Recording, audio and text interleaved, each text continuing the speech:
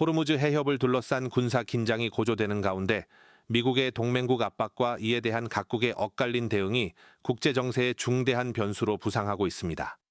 도널드 트럼프 미국 대통령은 이란의 기로의 부설 위협을 이유로 한국과 일본, 독일 등 주요 동맹국을 공개적으로 거론하며 군함과 소해 전력 파견을 강하게 요구하고 있습니다. 특히 누가 참여하는지 기억하겠다는 발언까지 내놓으면서 사실상 군사 참여를 압박하는 메시지를 분명히 했습니다. 하지만 이런 압박과 달리 정작 미 해군이 운용 중인 최신형 기뢰 제거함들은 호르무즈 해협을 벗어나 수천 킬로미터 떨어진 말레이시아와 인도 인근 해역에 머물고 있는 것으로 확인됐습니다. 이에 대해 미국이 이란의 미사일과 드론 공격을 피하기 위해 전략적으로 자산을 후방으로 이동시켰다는 분석이 나오고 있지만 자국 전력은 보호하면서 동맹에만 부담을 요구한다는 비판도 동시에 제기되고 있습니다. 실제로 유럽의 핵심 동맹국인 독일은 군사작전에 참여하지 않겠다는 입장을 공식화하며 협상을 통한 외교적 해결이 유일한 해법이라고 선을 그었습니다. 일본은 보다 복잡한 입장입니다. 오는 미일 정상회담을 앞두고 자위대 파견 가능성을 검토하고 있지만 현행법 체계상 전투지역 파병에는 존립 위기 사태 등 엄격한 요건이 필요해 실제 파견까지 이어질 가능성은 제한적이라는 분석이 우세합니다. 다만 기로의 제거나 정보 수집 등 비전투 분야를 중심으로 일정 수준의 역할을 모색할 가능성은 남아 있습니다.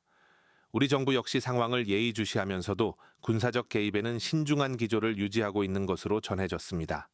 특히 우리 해군이 보유한 소해함 대부분이 700통읍 이하로 원해 작전에 한계가 있고 중동 해역까지 이동하는 데만 수주가 소요되는 현실적인 제약도 부담으로 작용하고 있습니다. 이처럼 미국의 강한 압박에도 불구하고 동맹국들이 각기 다른 대응을 보이면서 호르무즈 해협 사태는 단순한 해상 안보 문제를 넘어 동맹의 결속력과 역할 분담을 둘러싼 시험대로 확대되는 양상입니다.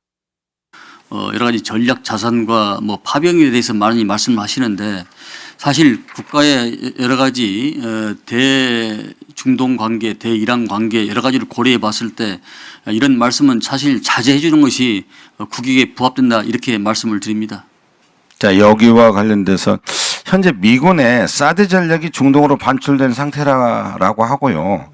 일본에서는 해병대 전력이 중동으로 향한다라고 합니다. 해외 파병은 구매 형태에 다르지만 기본적으로 한반도의 주변 해군, 공군 전력과 지휘 정보 자산을 분산시키기 때문에 대비태세에 여러 층의 부담을 줄 수 있다고 봅니다.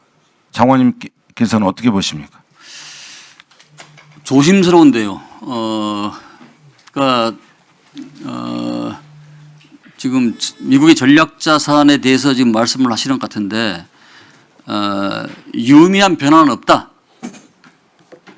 지금 여러 의원님들이 가정을 하고 또 언론을 통해서 봤다고 그러는데 유의미한 변화는 없다. 이렇게 한마디로 말씀을 드릴 수 있습니다. 다시 한번 거듭 말씀드립니다.